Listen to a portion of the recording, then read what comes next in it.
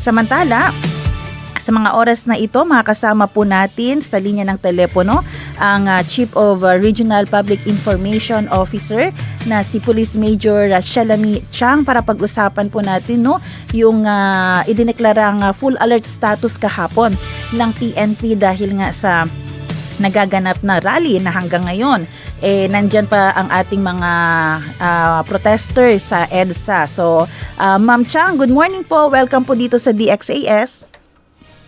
Hello ma'am, good morning po. Yes, good morning Ma'am Chang. Ma'am Chang, medyo nagtataka po tayo. Yung rally nasa EDSA, pero yung full alert status ay sa buong bansa at kasama nga po tayo doon. Pwede nyo po bang ipaliwanag sa amin, Ma'am Chang, ano po yung kahalagahan na magdeklara po ng full alert status sa buong Pilipinas po? Especially dito sa atin po, nakasama tayo.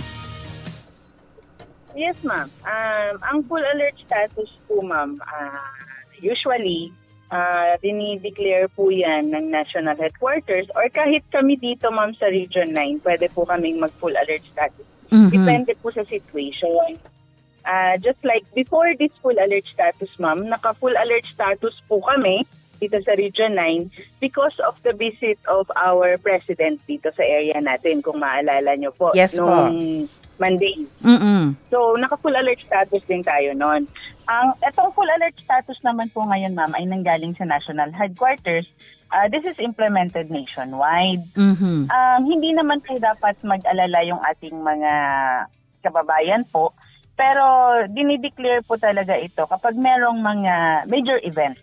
Katulad po nung sinabi niyo kanina, yung rally. Yes po. So, ang ano lang naman po nito is ini-ensure na yung mga personnel namin is intact or naka-ready. Naka-camp po kami para ready po kaming ma-deploy anytime na may mangyari po, or example, meron pong mag-rally dito sa area natin, at least may tayong personnel na ma-deploy. Isa rin po sa nito, sa kumbaga consequence ng full alert, pagtaas po ng aming alert status, wala pong ina-allow na mag-leave. Okay. Personnel. Kasi nga po, ang aming mga personnel nga po ay as much as possible 100% ang aming present sa aming mga units or sa stations, dahil yun na nga po, preventive measure, kumbaga. Pine-prevent natin na may mangyari, although nasa malayo naman po siya, pero siyempre, sabi nga nila, prevention is better than cure. So at least, if ever po, meron po mag-decide na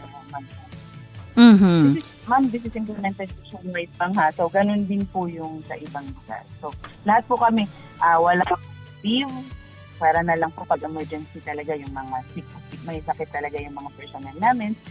So, limited po yung aming kumbaga, pati yung mga off-duty minsan, ma'am, hindi po sila in-allow naman po.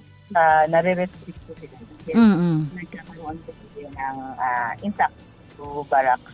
Then, nag-a-accounting po tayo ng personnel para ready po tayo in any act. And yung mga facilities natin, ma'am, and equipment, nandiyan. Okay, so ibig sabihin po yung full alert, ito po ay nakasentro din po talaga sa ating mga kapulisan na dapat ay naka-ready, nakahanda po for any mga situation. Ang full alert status po, ma'am, is hindi naman po implemented ito to our sa community po or sa ating mga civilian na population po. Sa amin lang po siya. Okay.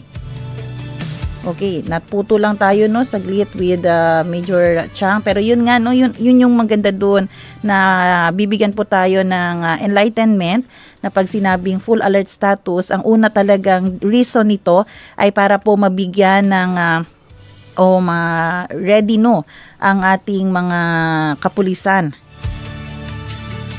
Ayan, ma-ready ang ating mga kapulisan pagdating po dito sa mga pwedeng mangyari, although nga malayo siya or kaya ine-expect din siguro na baka meron ding mag-rally. So at least ready lang, no? So patuloy po natin kinokontak ngayon si Police Major Chang. Ayan, naputo lang tayo, no? At ang tatanungin pa, ayan, andito na.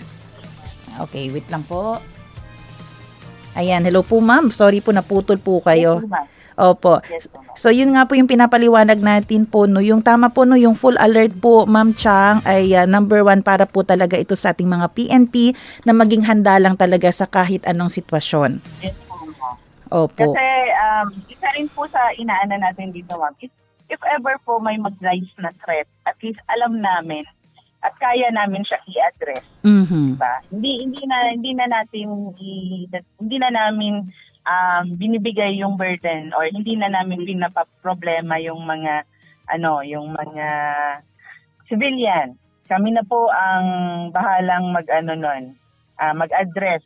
Mhm. So yun po ang kumbaga ang connotation or ang ibig sabihin ng full alert sa akin. Okay. Ma'am Chang, pero kahit po ba na ang sentro nito ay ang paghahanda po ng ating kapulisan dito din po sa Pro9, may makikita po ba kaming mga dagdag na deployment ng mga kapulisan dahil naka-full alert po tayo? Ano yung mga changes po sa environment, sa community? Hindi naman po siya, ma'am, dagdag na deployment, pero ang mangyayari po is mas magiging visible lang po yung ating mga kapulisan. Siguro po, mag-intensify. Kasama na po kasi sa implementation ng full alert, ang intensification ng checkpoints, yung mga patrols namin, kasi nga para ma-ensure na wala pong mangyari. So, i-expect po natin na talagang mataas yung police presence. Mhm. Mhm. Nandyan po ang ating mga kapulisan po. Talagang mararamdaman at makikita po ninyo kapag mga ganitong status po na alert level. At kung tama rin po ako, ma'am, no, gusto nating itama yung misconception na hindi ibig sabihin na full alert, gustong kontrolin ng ating mga kapulisan ang mga posibleng rally, peaceful rally na gustong gawin ng ating mga kababayan sa kahit saang lugar. Ay, hindi po, ma'am. Hindi po ganun yon. Meron po tayong nakalagay po sa batas natin na may karapatan pong mag-assemble, diba, ma'am, at magpahayag ng kanilang nararamdaman as long as meron pong permit. Mhm. So kung meron pong permit, makikita nyo rin naman po ang police doon para naman po protektahan naman po yung mga nagrarally para wala pong mangyayari sa kanila na masama. So either way po, ma'am, kami po ay nandito para pagsilbihan at protektahan po ang mamamayan natin. Whether they be the rallies or yung mga ordinary civilians lang. Rest assured, kami po ay nandito para siguraduhin safe ang ating mga kababayan. At as long as peaceful and constitutional ang rally, wala po tayong magiging problema dito. Yun lang naman, di ba? Yes, ma'am. Number 1 po, ma'am, dapat may permit. Number 2, susunod lang po talaga sila dun sa kung ano po yung nakasaad sa permit nila, like yung venue, yung time, and syempre may mga restrictions po yan, sundin lang po nila. And once po ma-violate yun, syempre po, bilang mga tagapagpatupad ng batas, kami po ay mag-step in para, kumbaga, either pag-uusapan sila na tigil dahil meron ng violation, at naman po talaga ito. So, pinapatupad lang din po namin permit na binigay sa kanila. Ayan po. And Ma'am Chang, itong full alert po, meron po ba tayong idea hanggang kailan po ito? Kasi alam ko sa EDSA, yung rally, binigyan sila ng permit hanggang today. So automatic po ba pag until today yung rally doon, today matatapos rin po yung status natin ng full alert?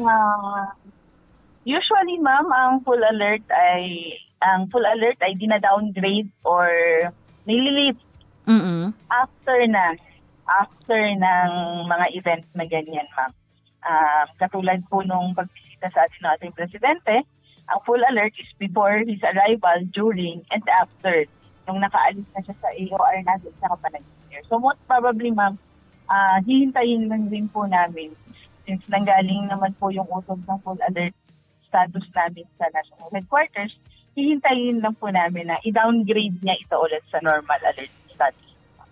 And so far po dito sa Region 9, wala po tayong nakukuwang report na may gusto po na grupo, organization or churches na magsagawa ng peaceful rally. So far, ma'am, mag-check po ulit, pero as of kahapon, wala pa po kaming na-monitor, ma'am. Pero patuloy pa rin po yung coordination namin, lalo naman sa mga local government units, kasi sila yung magbibigay po ng permit para dito sa mga ating mga kababayan na gusto po yung mag-ilalim. Okay, ayan po. Oras po natin 7:28. Ma'am Chang, baka may mensahe na lang po kayo para sa ating publiko. Gusto lang po natin i-emphasize na yung full alert. Again, ma'am, salamat po sa opportunity. Yung full alert status po, ma'am, is wala pong kumbaga yun, military takeover, mga ganun yata.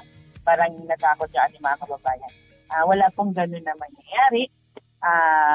Rest assured, kami po ay nandito para i-ensure lang po na safe and secure ang ating mga kababayan.